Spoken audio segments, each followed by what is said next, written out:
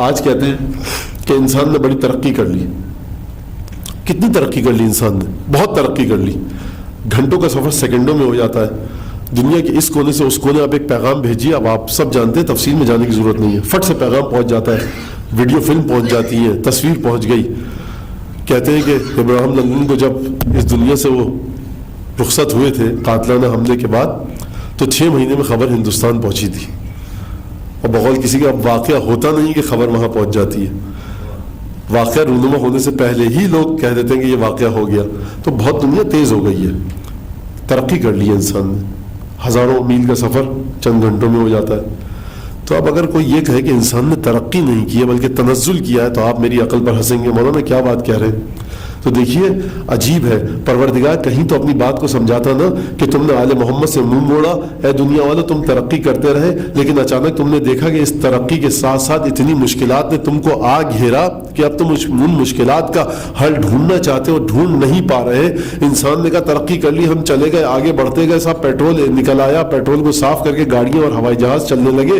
انسان سمجھا کہ اس نے بڑی ترقی کر لی, لیکن اس نے دیکھا کہ صاحب اچانک اوزون لیئر میں سوراخ ہو رہا ہے. اچھا اوزون لیئر میں سوراخ ہو رہا ہے, ہم سے کیا تعلق, وہ آسمان پر, ہم زمین پر. حضور زمین کا ٹیمپریچر بڑھ رہا ہے, اچھا تو ہم سے کیا تعلق, ہم نے تو اپنے گھر میں پنکھا اور ایئر کنڈیشنر لگا رکھا ہے. حضور یہ بات گھر کی نہیں ہے, پولز کی برف پگھل رہی ہے جس کے ذریعے دنیا میں عجیب و غریب مسائل پیش آ رہے ہیں. اس سے آپ کی کھیتی باڑی, اس سے آپ کی زندگی, جانوروں کی پرورش, کیٹل فارمنگ, سب کا سب متاثر ہو رہا ہے, اور اگلی نسلوں کی زندگی خطرناک حد تک کسی مشکل میں گرفتار ہو سکتی ہے. زیر زمین پانی کے ذخائر ختم ہو رہے ہیں. ایک عجیب سلسلہ ہے, کس وجہ سے, کیونکہ آپ نے اوزون لیئر کو خراب کر دیا. ایک گلوبل وارمنگ ہو رہی ہے صاحب. تو یہی تو وجہ تھی کہ پروردگار کہہ رہا ہے کہ دیکھو اگر تم یہ سمجھتے ہو کہ ہمارا حبیب پنجتن ائمہ معصومین کو جو ہم نے علم دیا ہے یہ 3 اور 4 میں شک کا علم ہے, یہ روزہ کیسے کھولا جائے اس کا علم ہے, حج کیسے کیا جائے اس کا علم ہے, پروردگار نے کہا نہیں, ہم نے ایسا علم دیا ہے کہ دین کا بھی علم دیا ہے اور تمہاری اس دنیا کا بھی علم دیا ہے. سورہ اعراف کی 157ویں آیت میں پروردگار نے ارشاد فرمایا کہ ہم نے ایسا رسول بھیجا ہے کہ یحرم علیہم الخبائث ویحل لہم الطیبات. ہم نے ایسا رسول بھیجا ہے کہ جو بری اور غلیظ چیزوں کو ان پر حرام کرے گا, جو اچھی اور طیب اور پاک و طاہر چیزوں کو ان کے لیے حلال کرے گا.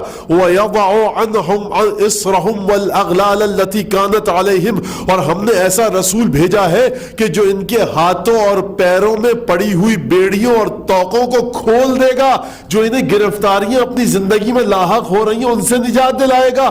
تو آج اگر رسالت اور امامت کی ضرورت ہے, نہ پڑھیے آپ نماز, روزہ نہ رکھیے, دین پر مت چلیے, لیکن یہ جو دوسری مشکلات ہے نا کہ جنہیں سائنس حل کرنے سے قاصر ہے, عجیب لفظ استعمال کیا پروردگار نے.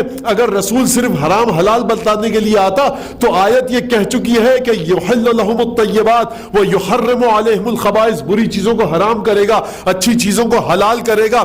آیت نے دین کا مفہوم بتلانے کے بعد کہ حلال اور حرام کا مفہوم ہے دین کا, ایک عجیب اور مفہوم بتلایا, رسول خدا کا ایک اور عہدہ بتلایا کہ دیکھو رسول صرف اس لیے نہیں آیا کہ حرام اور حلال بتلائے, رسول تمہاری وہاں مدد کرے گا کہ جہاں تمہاری سائنس مشکلات کو حل کرنے میں ناکام ہو جائے گی.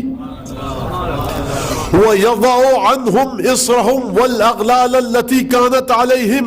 إِصْرَهُمْ, یہ جو تمہاری گردنوں میں بیڑیاں اور گردنوں میں جو توق ہے نا, اور ہاتھوں اور پیروں میں جو بیڑیاں اور ہتھکڑیاں ہیں جو انسانیت کو, بشریت کو ترقی کے سفر پر آگے جانے سے روک دیں گی, خواہ وہ جسمانی مشکلات ہو, روحانی مشکلات ہو, انفرادی مشکلات ہو, سماجی مشکلات ہو, چاہے انڈیویجول پرابلمز ہو, چاہے اشخاص کی, سوسائٹی کی پرابلمز ہو, یہ رسول تمام کی تمام مشکلات کو حل کرے گا.